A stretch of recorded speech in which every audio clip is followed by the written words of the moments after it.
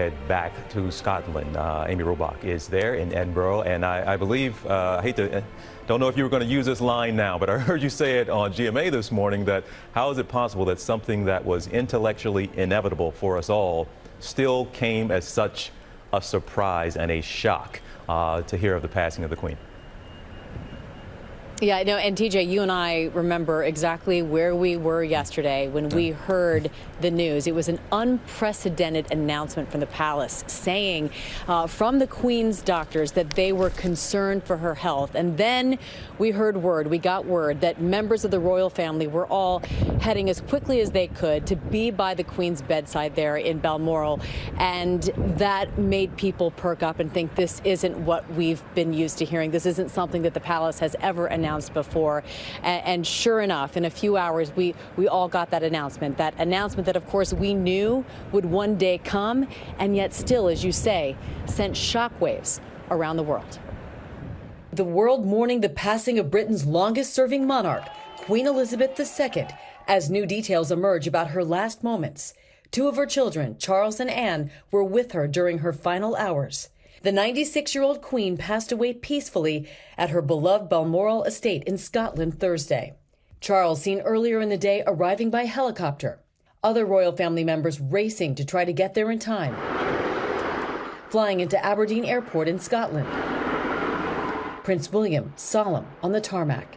Spotted driving his uncles, Prince Andrew and Prince Edward, and Edward's wife Sophie to Balmoral. Harry arriving alone after the news his grandmother had passed. He and Meghan were already in the UK. A notice of Her Majesty's passing hung on the gates of Buckingham Palace. A few moments ago, Buckingham Palace announced the death of Her Majesty Queen Elizabeth II. Anchors on British television somber as they delivered the news. The Queen passed away earlier today with her family by her side. Pilots alerting passengers mid-flight. The news of the Queen's passing coming after a rare announcement from the palace just hours before, noting the Queen's doctors were concerned for Her Majesty's health. Now her eldest son, Charles, now King, saying in a statement, "We mourn profoundly the passing of a cherished sovereign and a much-loved mother. I know her loss will be deeply felt throughout the country, the realms, and the Commonwealth, and by countless people around the world. My family and I will be comforted and sustained by our knowledge of the respect and deep affection in which the Queen was so widely held." The Queen performing her duties until the very end. Her last photographs taken just 3 days ago as she swore in the new British Prime Minister, Liz Truss, at her Scotland castle. Queen Elizabeth II was the rock on which modern Britain was built. Our country has grown and flourished under her reign. Mourners gathering outside Buckingham Palace.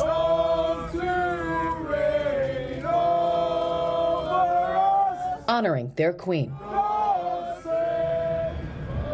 And TJ, you and I, of course, were here just a few months ago in London celebrating the Queen's Platinum Jubilee, something that this nation had never seen before, a monarch on the throne for 70 years. And because her reign was so long, so unprecedentedly long, get this, 4 out of 5 people who live here in Great Britain have never known any other monarch other than Queen Elizabeth. So there is a real sense of sadness and somberness here in Edinburgh and across the United Kingdom, and it's understandable.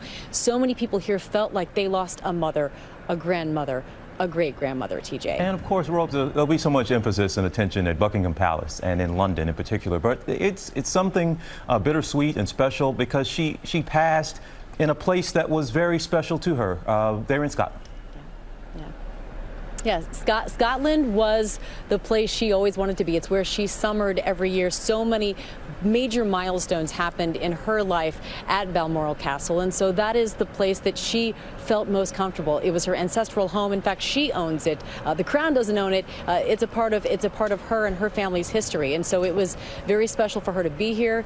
And that's why there was that contingency plan. If she passed here in Scotland, what would happen next? Because there was a lot of anticipation that that may indeed might have been the case, and certainly that is what happened, TJ. All right, well, Rose, we appreciate you being there. Really, it was a historic times, but you made a heck of a trek to get from here to there and be ready to roll this morning. So always good to see you. Thank you so much. All right.